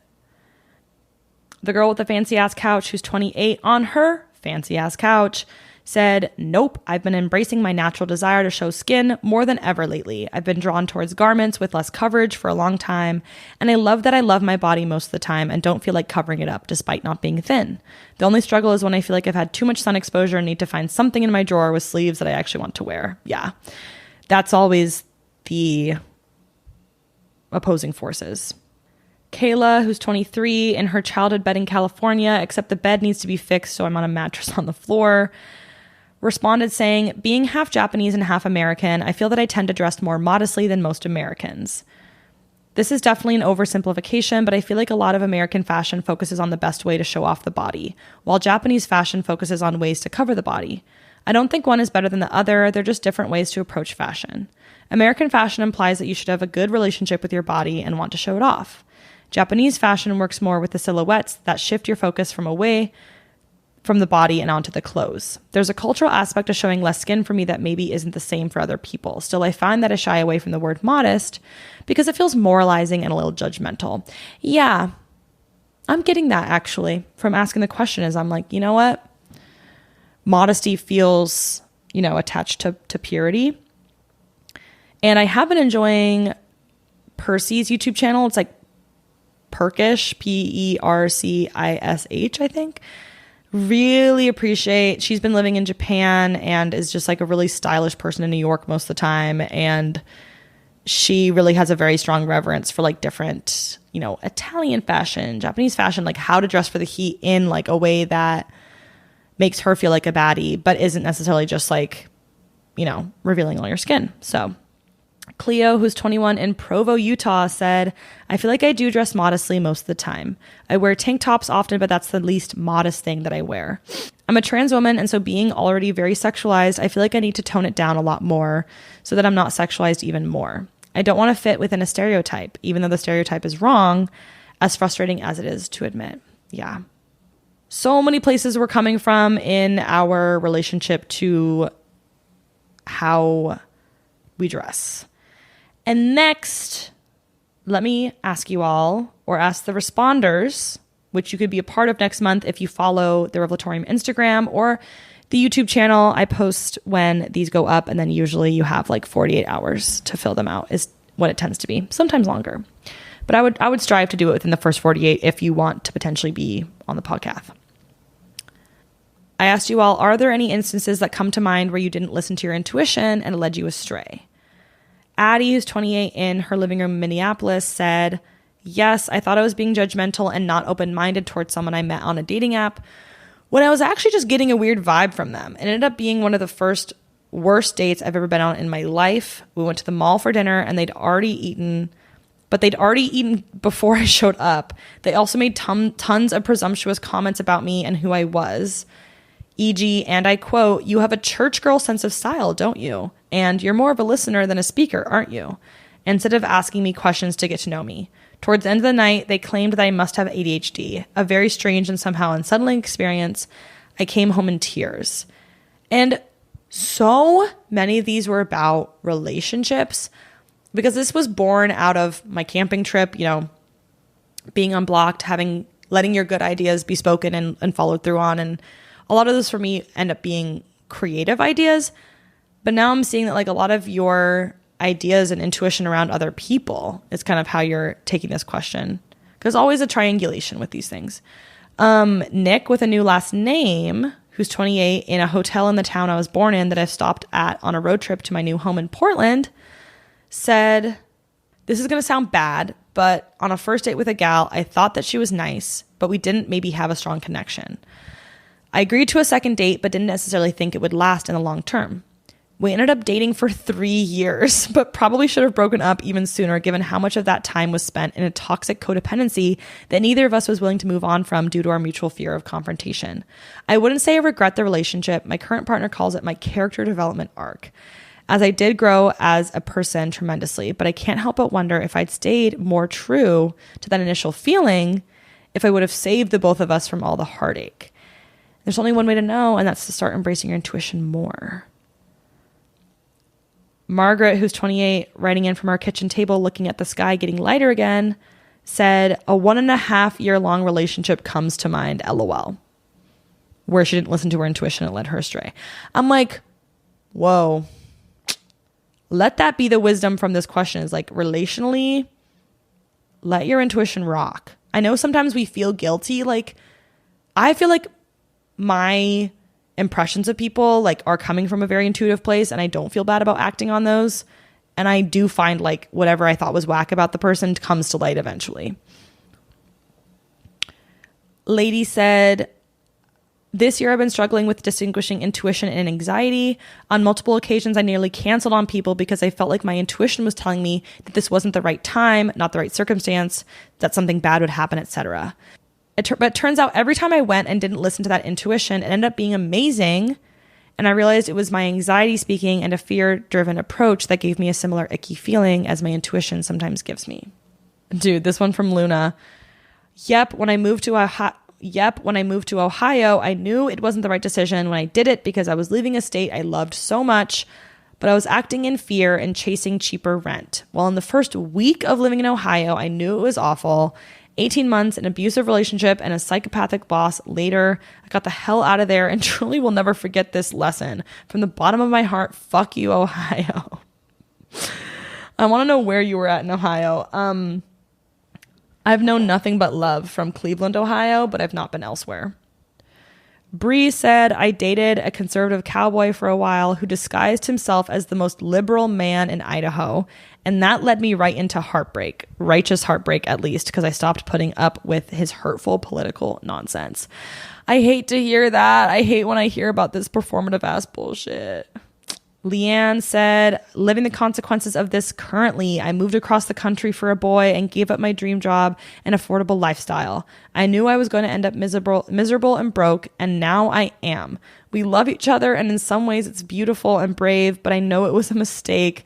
I tried to stop myself, but the inertia was too easy to follow.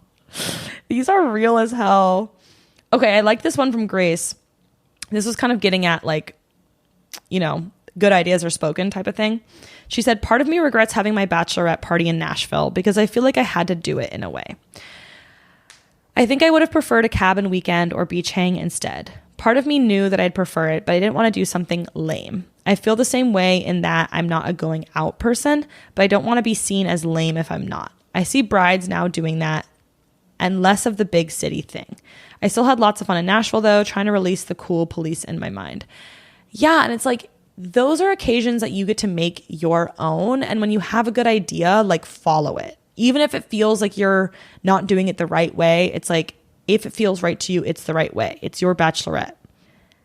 And last question we'll end on is, what's the last possession you lost? How does losing things affect you? And how do you recover? Hannah said, we lost our popcorn maker in our move, which was a bit devastating at first, but we learned to make popcorn on the stove and now we barely even think about it. And this was such a good metaphor. I'm like, losing something could sidestep you to something else even better. Like maybe making popcorn on the stove is even more enjoyable. And it's like, if you don't miss the last thing, it wasn't that defining. Suzanne said, maybe a nail filer. It depends on the item, but I've dug through the bowels of my home to find a necklace I've misplaced. Some things are much easier to accept than others, but either way, if it's gone, I know it served its purpose for however long it was here. That's the affirmation. I know it served its purpose for however long it was here. I'm like, I guess those sunglasses were only meant to be a July occasion. They were not meant to leave the bounds of July. Okay? Chelsea said, to an annoying degree, I hardly ever lose anything. Jealous. Every lip balm I purchase, I finish. That's fucking crazy to me. So when I lost my car key, that's another thing I lose. So when I lost my car key, I sincerely thought someone must have pranked me or that I had been robbed. I never assume losing something is my own doing. I tore the entire apartment up. I called the maintenance people to check down elevator shafts, still not found. I borrowed my partner's car for a bit and eventually found my car key inside the side pocket of my paddleboard bag. That was years ago, and my partner and I still will say, maybe it's with the paddleboard when anything or anyone is misplaced for even a minute. But look how beautiful, you got a beloved phrase out of that. Like I love when I lose, like in my family all the time, it's like, okay, maybe it's in the fridge, right? It's like, maybe it's in this uncanny, bizarre place. In some ways, I think it'd be harder to be the kind of person who never loses things. To lose something once, it probably would make you feel so paranoid. I'm like old hat at losing things, but I want to feel even more in flow with it. Elena said, I lost one of my go-to earrings that I'd always put in my third lobe piercings, which was very sad because they were a gift from my sister and really versatile. I don't tend to lose things, but when I do, it's usually beloved jewelry. I get over the loss pretty quickly because it was just a thing, but my accessories are a definite manifestation of my inner self, so it always sucks to chip away at that part. Yeah, it is that duality of like, I don't want to be attached to material belongings, and I'm a curator. The things that I bring into my life, I really am doing intentionally. It's not just like a throwaway fast fashion thing. Like I do want to keep it around. So, oh, this one's hard from Tuna Belly. The hard drive I know I have in the house that I couldn't find now is what I lost. I'm still looking for it in my room, although I tried twice already with no luck. That hard drive had all the memories back in college and movies that I already forgot, which I would like to pick up someday. And I, at one point, did lose all my photos from my Photos app in high school, and it's still eating away at me. Some people live so differently than me. Like Leanne was like, I rarely lose things. I would go as far as to say never. I have an insanely accurate inner catalog of everything orbiting in my life, and I feel like I could name the exact location of everything I own at any given time. It's a blessing and a curse because I can be very judgmental of people who constantly lose things and find myself saying unhelpful things like, just close your eyes and picture where it is. I think for me, it's like I'm usually losing things not in my house, but out and about. So it's like it is falling out of my pocket on a walk. It is, getting flung off my person at a music festival. I would have to be agoraphobic to like keep track of everything. Bree, who's 26 in Chattanooga, said, I've lost a lot of things through moving 6 to 7 times in the last 5 years. It makes me sad, but I remember that a physical object is just a representation of something meaningful and does not take away from whatever meaningful experience it was attached to. I will freak out if I lose something that's practically useful and more than $10. But I remember that a physical object is just a representation of something meaningful and does not take away from whatever meaningful experience it was attached to. And I think that does get at the core of it, is it's like, it's again a relationship to permanence. It's like those sunglasses I thought because I owned them would be around forever, but it's like, everything is impermanent in some way. Emma, who's 22 in Lawrence, Kansas, said, I lost my fleece in middle school, probably at rehearsal for a musical. I don't really be losing things, LOL. I'm like, that's the last time you lost something in middle school? I have to be jealous. Chloe, who's 24, writing in from their bed before they get up for work, said, I rarely lose things. When I lose things, I fall apart. It is for sure my Taurus placements. I'm like, I really don't have many of those to my knowledge, so I cannot say the same. Last thing I lost was my wallet before I had to go on a plane, so I did not have any form of identification except for my prescriptions, but luckily I was able to use those at TSA. Upon unpacking when I got home, I found it in the bottom of my backpack. I had ordered a new wallet the week before, and I think my wallet of 8 years knew that I was about to discard her for a shiny new replacement, so she had to make me sweat a little. I now keep this old wallet on my wall as a part of the decor to honor her. I love this. And I recently had an experience where I left my phone in my lover's car when he dropped me off at the airport. And I got to the terminal and I realized I did not have a way to give them my boarding pass. I would not have a way to communicate with people when I got to Chicago. And so I was borrowing people's phones and then realizing I didn't know his number by heart, and then tweaking out and going outside, and then his car, he'd already pulled away, and I was like, what if he's on the freeway by now? And I was like, oh my God. I was like, maybe I should just go to Chicago without a phone, borrow this other guy's phone. I try to find him on Instagram, but like it doesn't let you message request people that you're not mutuals with. And so I was like, what do I do? I called my dad and he was like, you should just call your own phone if it's in his car. And I was like, oh my God. But my phone was on silent. And then by the time I figured that all out, he pulled back around and thankfully saw it and all was well. And I also realized I could have used my laptop. So in that frenzied state of losing something, it is really hard to think straight. So the fact that it was in the bottom of your backpack, I'm not surprised about. And I would not beat yourself up for it. And that is where we will let this 30th episode, I don't think I said this, July is the 30th episode. We're now more episodes than years old.